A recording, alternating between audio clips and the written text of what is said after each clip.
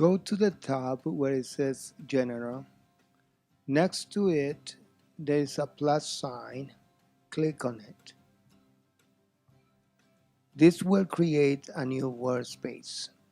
Change the name to Draw Animation.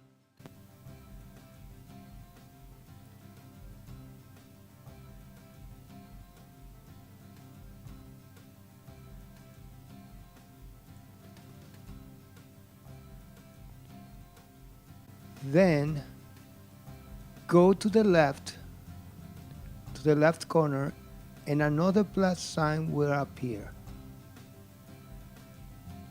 Drag it up to create a new window. First, change this area to dope sheet.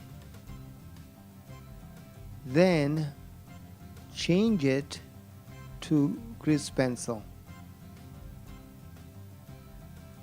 Now we have the timeline,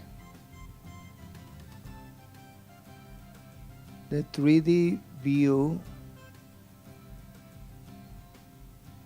and the dope sheet, which we will use to create animation with G Pencil.